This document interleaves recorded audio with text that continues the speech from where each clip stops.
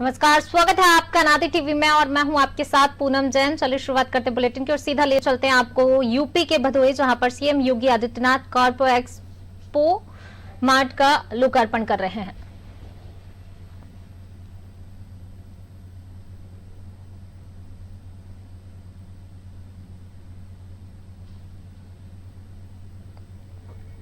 जा रहा है इस कारपेट एक्सपो मार्ट के शुभारंभ के साथ ही 197.21 करोड़ की ये परियोजनाएं, जिसमें से 10 परियोजनाओं का लोकार्पण और 5 परियोजनाओं का शिलान्यास होगा। मैं बहुत ही आदर के साथ माननीय मुख्यमंत्री महोदय से अनुरोध करूंगी कि वो बटन दबाकर इन सभी परियोजनाओं का लोकार्पण और शिलान्यास करें। 197.21 करोड़ की ये परियोजनाएं, 10 परियोजनाएं जिनका लोकार्पण होगा और 5 परियोजनाएं जिनका शिलान्यास होगा।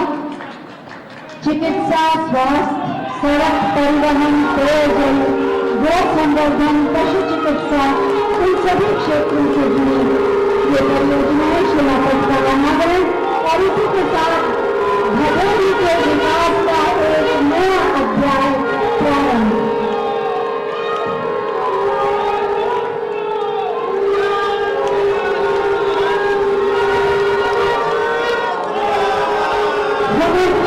भदोही को ये उपहार, ये मौका, एक बार जोरदार तालियां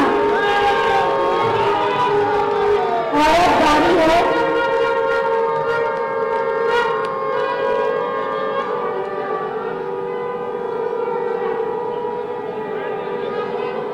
विकास का उद्घोष, विकास की ध्वनि तरंगित होती है जहां भी माननीय मुख्यमंत्री महोदय आसीन होते हैं। विकास की तरंगें, उसकी गूंज सुनाई देती है। अब सभी ध्वनियों को विश्राम दे दें, जिससे हम आगे कार्यक्रम को ले चलें। अब जैसा कि आप सब जानते हैं, आज विभिन्न योजनाओं में 500 लाभार्थियों को लाभ दिया जा रहा है। उन्हीं में से 11 लाभार्थियों को माननीय मुख्यमंत्री महोदय के कर कमलों द्वारा चेक और टूल किट दिया जाएगा। मैं लाभार्थियों के नाम ले रही हूं और माननीय मुख्यमंत्री महोदय से अनुरोध करूंगी कि वो इन्हें चेक प्रदान करें। सबसे पहले एक जनपद एक उत्पाद योजना में कालीन निर्माण के लिए चेक दिया जा रहा है। Mrs Aarush overseas Bhadohi, proprietor Shri Prabhat Barnwal, 180 lakh की धनराशि का चेक।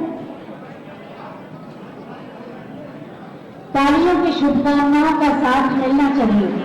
श्री रमेश कुमार यादव जी, 40 लाख रुपए का चेक। तालियों का आशीर्वाद। टीएम कलेक्शन के प्रोप्राइटर श्री नफीस अहमद, 25 लाख रुपए का चेक।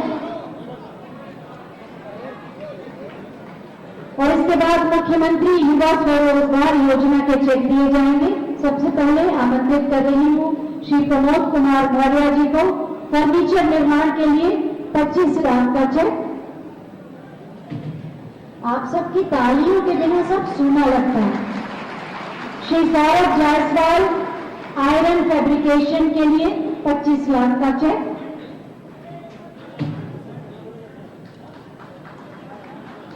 और इसके बाद विश्वकर्मा श्रम सम्मान योजना के अंतर्गत टूल किट प्रदान किए जाएंगे। सबसे पहले सिलाई के लिए सुश्री मीना यादव,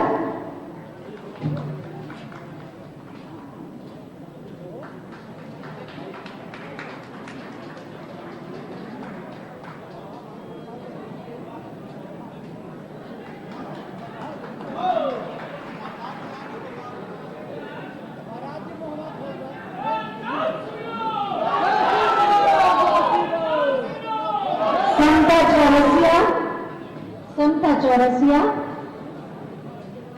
सिलाई का टूल किट।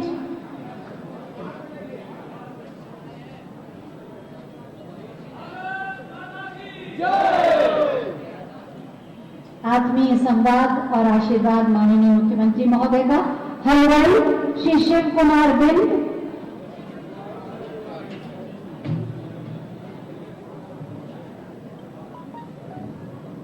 आपकी तालियों का आशीर्वाद मिलते रहना चाहिए। एक जनपद एक उत्पाद के लिए कालीन बुनाई के लिए टूल किट दिए जा रहे हैं, लेकिन प्रतीक स्वरूप यहाँ पर दिया जाएगा। श्री राजभर मौर्य जी,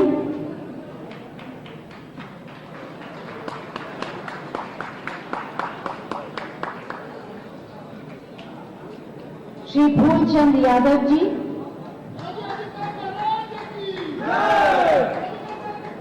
सभी के लिए एक ढंग से ताली बजाइए जोरदार। राजेश कुमार जी, राजेश कुमार जी,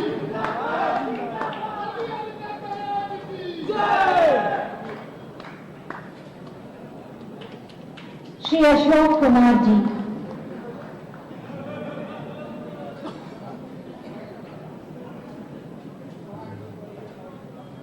सभी का जितने भी लाभार्थी हैं जोरदार तालियों से उनका स्वागत अभिनंदन करिए, उनका उत्साह बढ़ाइए। बहुत बहुत धन्यवाद माननीय मुख्यमंत्री महोदय। संभावनाओं को तलाश कर एक सुदृढ़ व्यवहारिक कार्य योजना के रूप में उन संभावनाओं को परिणित कर उत्तर प्रदेश के विकास को तेज गति देके आत्मनिर्भर उत्तर प्रदेश के निर्माण में संलग्न है माननीय मुख्यमंत्री माननीय श्री योगी आदित्यनाथ जी। ये उन्हीं के सत्प्रयास, प्रेरणा और मार्गदर्शन है कि आज ईज ऑफ डूइंग बिजनेस में पूरे देश में उत्तर प्रदेश का दूसरा स्थान है। मैं बहुत ही आदर के साथ माननीय मुख्यमंत्री महोदय से अनुरोध करूंगी कि अपने आशीर्वचनों से हमें अनुग्रहित करें। भारत माता की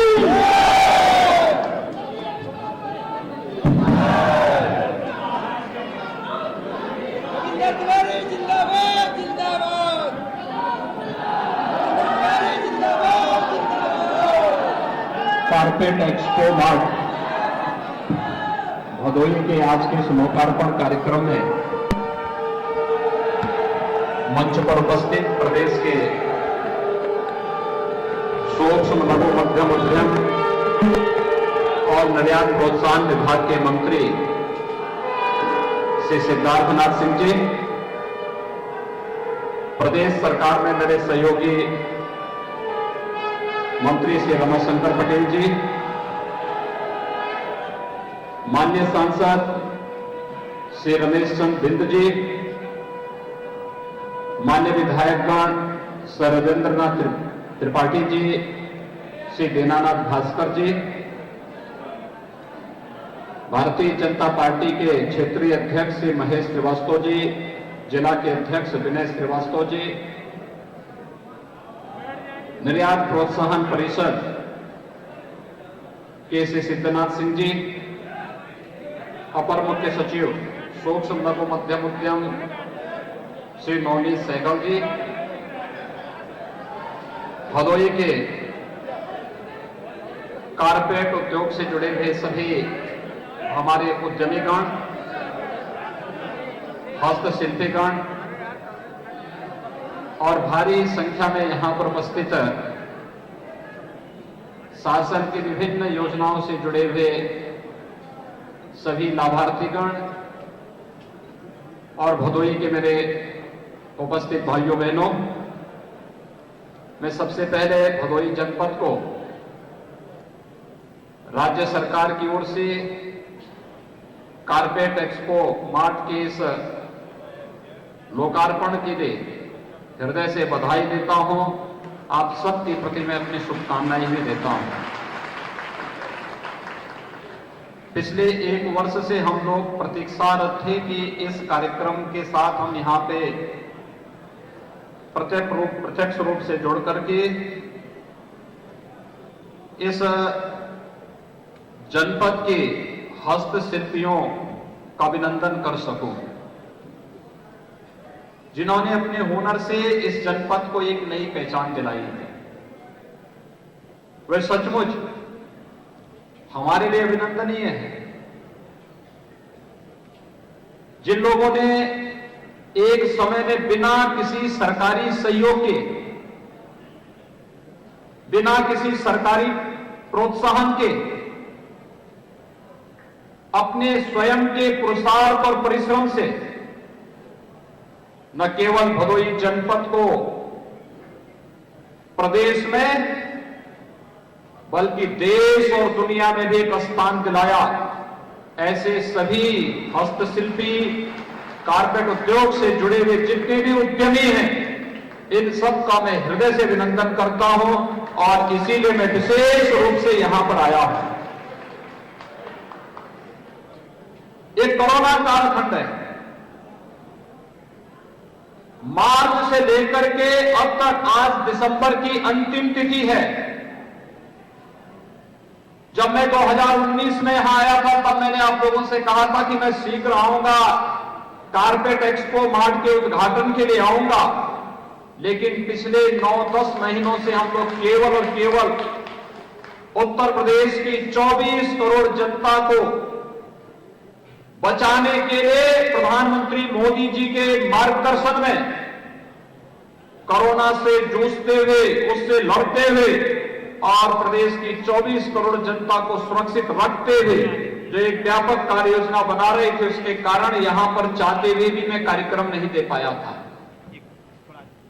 और इसीलिए मैंने जब इस विभाग के मंत्री से, इस विभाग के अधिकारियों से चर्चा की, उन्होंने सहर्ष इस बारे में कहा कि ये तो हमारा तैयार है और हम लोग चाहते हैं कि कारपेट जगत से जुड़े हुए हमारे उद्यमियों के अभिनंदन का साक्षी एक कार्यक्रम बने। अगर प्रत्यक्ष उपस्थिति के माध्यम से कार्यक्रम हो जाए तो बहुत अच्छा होगा। और इसलिए आज मैं विशेष रूप से आज यहाँ के उद्यमियों को, यहाँ के हस्तशिल्पियों को सम्मान देने के लिए आपके भदोही जनपद में आया हूं, जिन्होंने प्रदेश और देश को एक नई पहचान कारपेट के क्षेत्र में भदोही के माध्यम से दी है।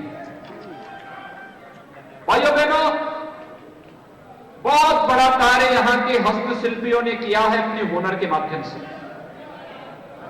और वह कार्य सचमुच अभिनंदनीय कार्य है। इस अभिनंदनीय कार्य के लिए जितनी भी इसकी प्रशंसा की जाए वह कम है, और उसी के लिए मैं आज आपके बीच आया हूं आपसे कहने के लिए कि इन हस्तशिल्पियों को और उन उद्यमियों को आगे बढ़ाने के लिए सरकार हर प्रकार का सहयोग करेगी। सरकार हर प्रकार का सहयोग देने के लिए, आश्वासन देने के लिए यहां पर आपके बीच आई है। आपने देखा होगा कोरोना कालखंड के दौरान केंद्र और प्रदेश सरकार ने जिस तत्परता के साथ और जिस प्रतिबद्धता के साथ जनता जनार्दन की सेवा की, एक एक व्यक्ति की जान की कीमत को महत्व देते हुए हर एक व्यक्ति को शासन की योजनाओं के साथ जोड़ना और फिर उसके माध्यम से उन्हें प्रोत्साहित करने के लिए जो कार्यक्रम बनाए, उसी श्रृंखला में प्रधानमंत्री मोदी जी ने आत्मनिर्भर भारत की परिकल्पना की बात हम सबको दी और उत्तर प्रदेश आत्मनिर्भर भारत में सहयोगी बन सके, इस दृष्टि से एक जनपद एक उत्पाद की यह अभिनव कार्य योजना प्रधानमंत्री मोदी जी की प्रेरणा से 2018 में उत्तर प्रदेश ने प्रारंभ की थी। एक जनपद एक उत्पाद में अगर हमने वाराणसी के साड़ियों को स्थान दिया तो भदोही के कालीन को भी हमने प्रदेश के अंदर एक जनपद एक उत्पाद में महत्व दिया, स्थान दिया। और भाइयों बहनों, हमारे पूर्वज बहुत अभिनंदनीय हैं, वे सभी पूर्वज जिन्होंने उत्तर प्रदेश की वर्तमान पीढ़ी के लिए आत्मनिर्भर भारत के माध्यम से स्वावलंबन का मार्ग प्रशस्त किया। वह था यहां पे हर एक जनपद के पास अपनी एक विशिष्ट पहचान है, और उस विशिष्ट पहचान ने अपने उस उत्पाद के माध्यम से जो विशिष्ट पहचान उस जनपद को दी, वह हमारी अनमोल धरोहर है। अनमोल धरोहर किसी भी जिले में आप जाइए, वहां की अपनी एक पहचान बन जाती है। मैं मानता हूं भदोही जैसी हुनर हो सकता है किसी जिले में भले न हो, लेकिन वहां पे प्रकृति प्रदत्त कुछ न कुछ ऐसा उपहार जरूर है जिसके माध्यम से लोग देश और दुनिया को कुछ दे रहे हैं। जैसे सिद्धार्थनाथ सिंह जी ने कहा कि सिद्धार्थनगर का काला नमक चावल है, ऐसे कौशाम्बी का अमरूद भी तो है। कौन नहीं जानता इसके बारे में? यानी आखिर यहां के किसानों ने भी तो किसी भी क्षेत्र में इसे पीछे नहीं रखने दिया। चंदौली का चावल, आज तो चंदौली का किसान एक ब्लैक चावल को भी लेके आ रहा है, ब्लैक राइस भी लेके आया है। बाजार में उसका दाम 700 रुपए तक मिल रहा है। यानी किसान हो, हस्तशिल्पी हो, युवा हो और समाज का कोई भी तबका, उसको प्रोत्साहित करने के लिए आत्मनिर्भर भारत की इस परिकल्पना को साकार करता हुआ यह कारपेट एक्सपो मार्ट अपने आप में इन सभी उद्यमियों और हस्तशिल्पियों का अभिनंदन करने के लिए आज यहां पर खड़ा है। इसलिए इसको लोकार्पित करते हुए मुझे बहुत प्रसन्नता की अनुभूति हो रही है। और यहां पर तो एक साथ आए हैं इस जनपद के हम लोग, जहां यहां के उत्पाद को, यहां के प्रोडक्ट को प्रोत्साहित करने के लिए, इसको मार्केट देने के लिए जहां आए हैं, बाजार देने के लिए आए हैं, वहीं साथ ही साथ इसी बहाने यहां की विकास की योजनाओं का भी लोकार्पण और शिलान्यास भी हो जा रहा है।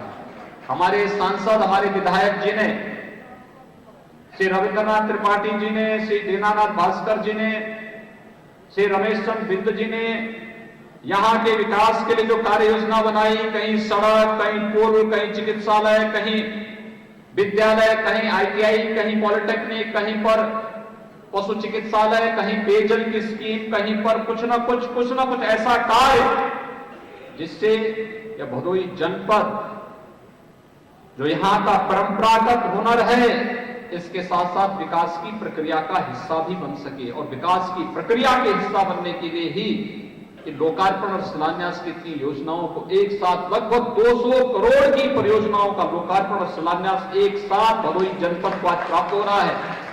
भदोही के भाइयों बहनों, मैं इसके लिए अपने सांसद जी को, विधायक, दोनों लोकप्रिय विधायकों का हृदय से इन्हें बधाई देता हूं। आप सबको भी बधाई देते हुए आपका अभिनंदन भी करता हूं, क्योंकि ये कार्य करने में जनप्रतिनिधि इसलिए सफल हो रहे हैं क्योंकि आपने इन्हें चुना, आपका जो समर्थन इन्हें है, इसलिए लखनऊ आकर के योजनाओं को इस धरातल पर उठाने में सफल हो जाते हैं।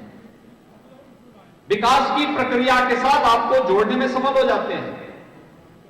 विकास में जनपद पिछड़ने न पाए, इसमें लोग सफल हो जाते हैं। बहुत सारी संभावनाएं हैं और उत्तर प्रदेश तो असीम संभावनाओं वाला प्रदेश है, असीम संभावनाओं वाला प्रदेश है। आपने देखा होगा दीपावली के अवसर पर, दीपावली के अवसर पर हर घर में मिट्टी के दीप और गोबर के दीप जलाए गए। ये अब चीन से नहीं आए, यहीं के कारीगरों ने इसको बनाया, पैसा भी यहीं गया, उसके जीवन में खुशहाली आई। और जब मिट्टी और गाय के गोबर से बने हुए दीप जब घर घर में चले तो लक्ष्मी गणेश जी का प्राकट्य स्वयं हर घर में हो गया, इसलिए तो खुशहाली आ रही है।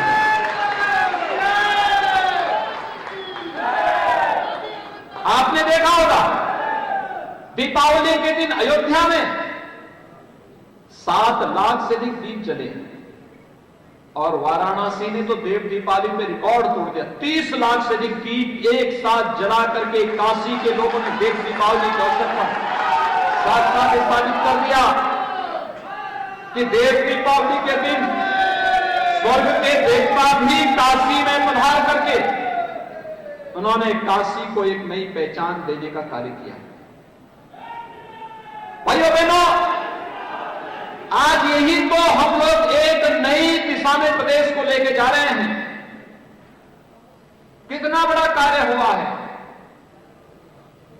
हर एक क्षेत्र में यह देश 1947 में आजाद हुआ था। 1947 से लेकर के 2014 तक इस देश के अंदर सरकारें क्या कर रही थी? आखिर गरीबों को मकान तब क्यों नहीं मिल रहे थे? गरीबों के लिए शौचालय तब क्यों नहीं मिल पा रहे थे?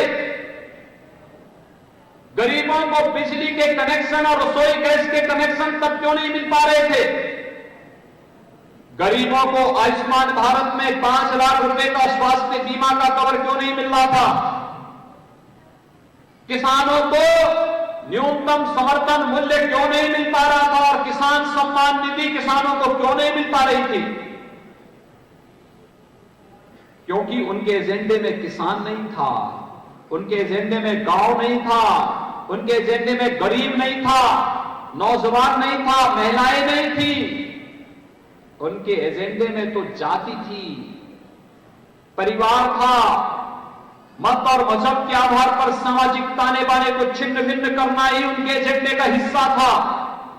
वे भारत को मजबूत नहीं मजबूर बनाना चाहते थे और मोदी जी ने भारत को मजबूत भारत बनाया है। एक भारत श्रेष्ठ भारत की परिकल्पना को साकार कर रहे हैं प्रधानमंत्री मोदी जी। ये आत्मनिर्भर भारत भी इसी मजबूत और शक्तिशाली भारत का एक आधार है। और इसीलिए तो आपने कोरोना कालखंड में देखा, दुनिया की बड़ी बड़ी ताकतें लटक गई,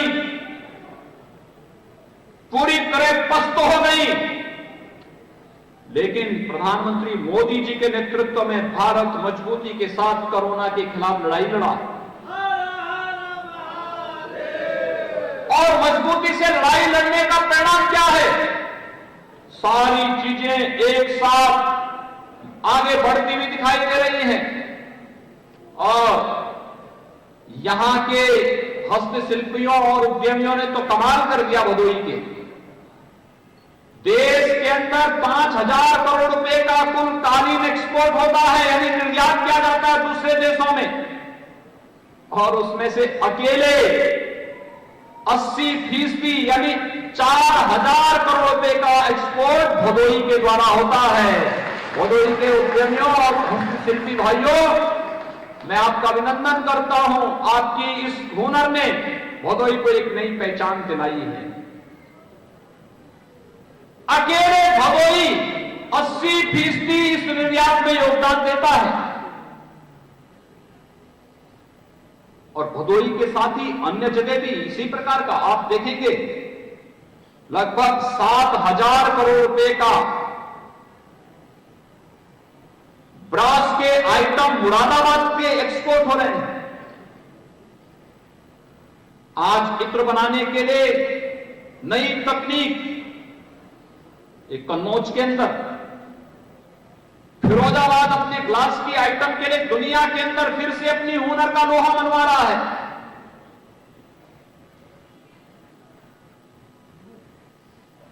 हार्डवेयर के लिए अगर आप जाएंगे तो अलीगढ़, खुर्जा अपनी पोल्ट्री के लिए, स्पोर्ट्स आइटम के लिए दुनिया के सभी स्पोर्ट्स आइटम नहीं आपको मिल सकते तो मेरठ के अंदर मिल सकते हैं। और अगर आपको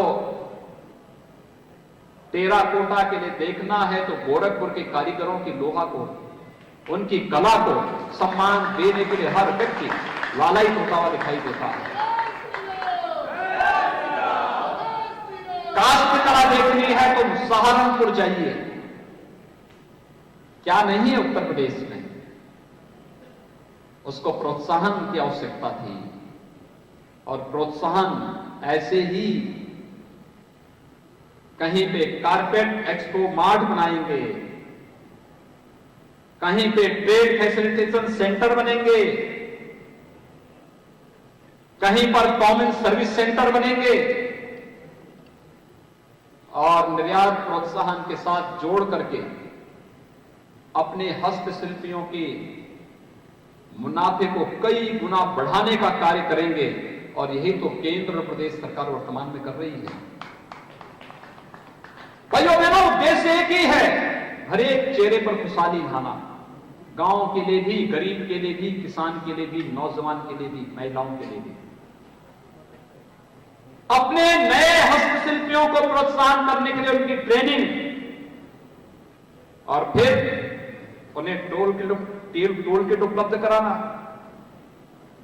टोल किट उपलब्ध कराने के साथ ही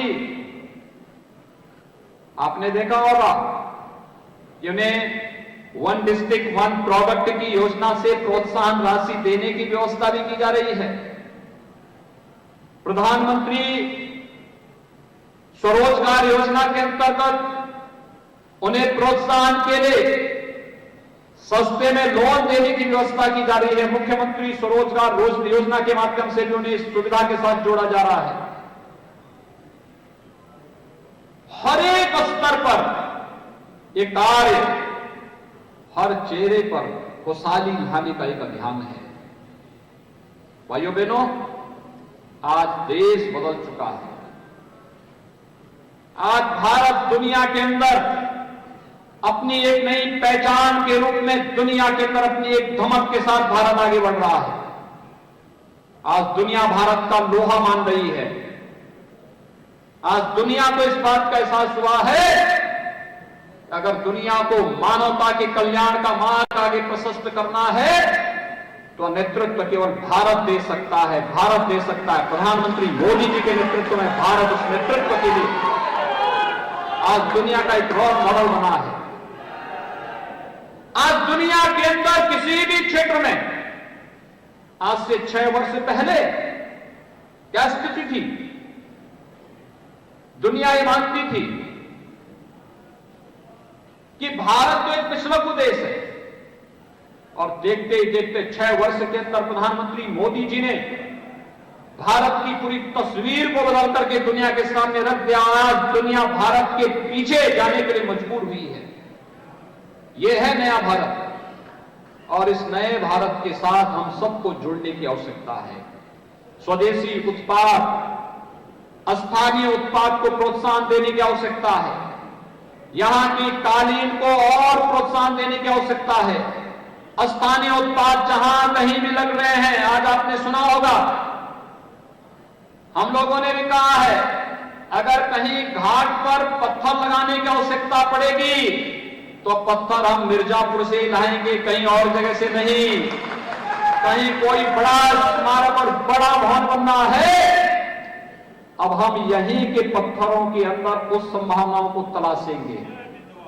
यहां के लोगों को रोजगार मिलेगा, यहां की संभावनाएं आगे बढ़ेंगी, विकास एक नई ऊंचाइयों तक छूता हुआ दिखाई देगा और साथ साथ स्थानीय उत्पाद को जिस पहचान के लिए वह मोहताज थी, वह पहचान मिलेगी तो दुनिया उसके पीछे आकर्षित होते हुए दिखाई देगी।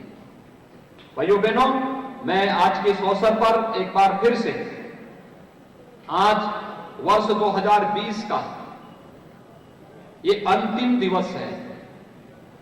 कल से हम 2021 में प्रवेश करेंगे।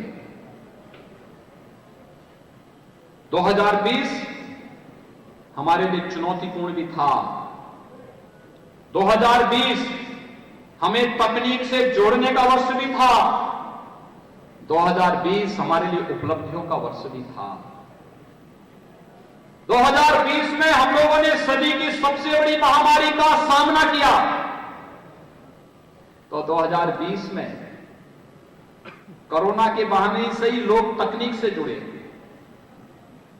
और 2020 में कोरोना को परास्त करते हुए अयोध्या में मर्यादा पुरुषोत्तम भगवान श्री राम के भव्य मंदिर के निर्माण कार्य प्रधानमंत्री मोदी जी के कर कमलों से इस कार्यक्रम का भी शुभारंभ हो जाता है।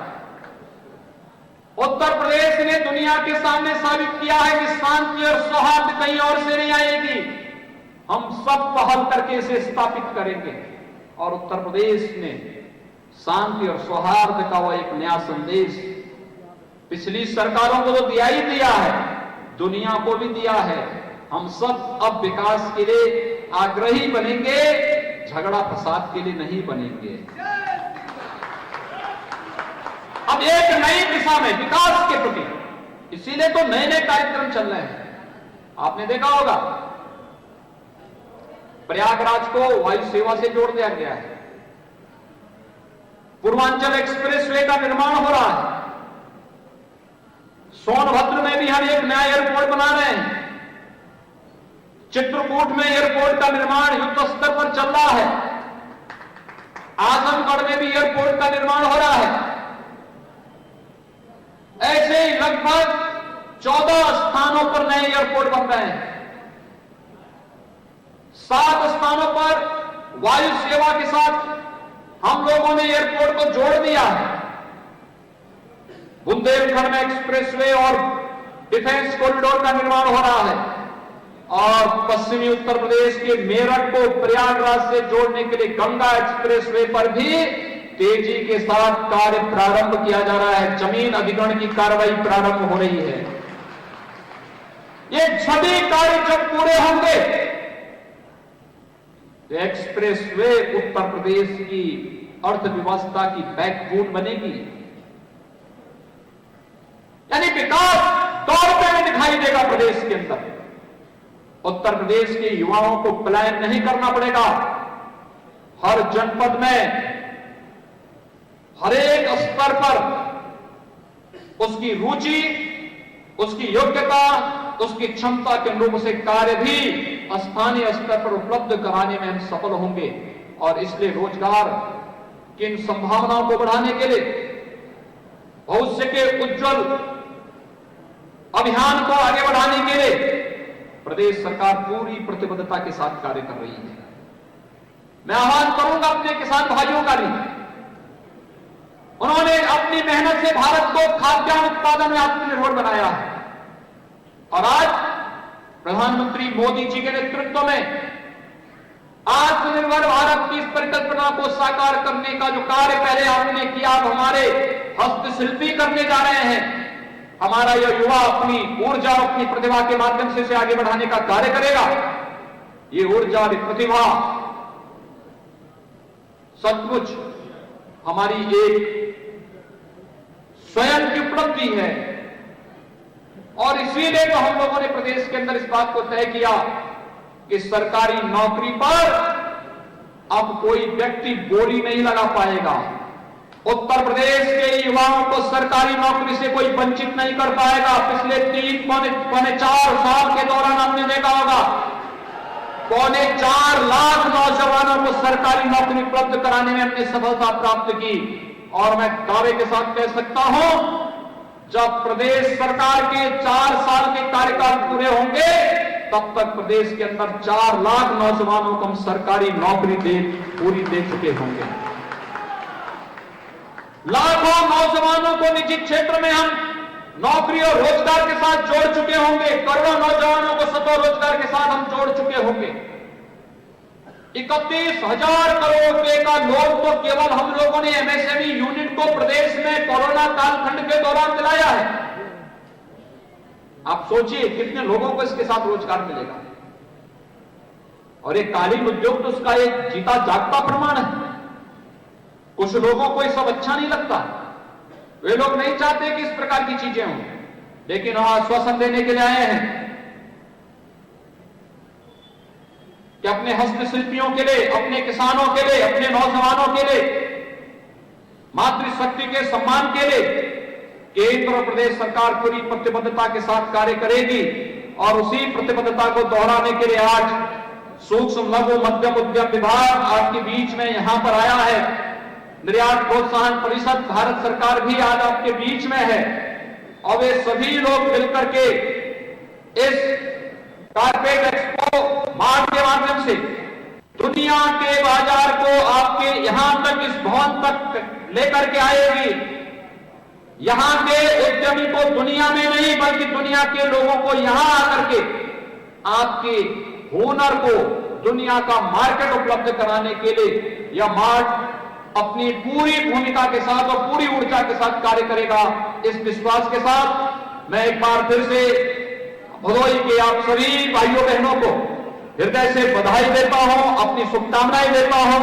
यहां के हस्तशिल्पियों और उद्यमियों का अभिनंदन करते हुए सूक्ष्म लघु मध्यम उद्यम विभाग और साथ साथ इस निर्यात प्रोत्साहन के लिए भारत का निर्यात प्रोत्साहन परिषद के अपने अधिकारियों को हृदय से धन्यवाद देते हुए आप सबके प्रति अपनी शुभकामनाएं देता हूं।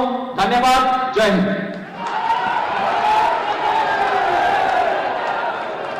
बहुत बहुत धन्यवाद माननीय।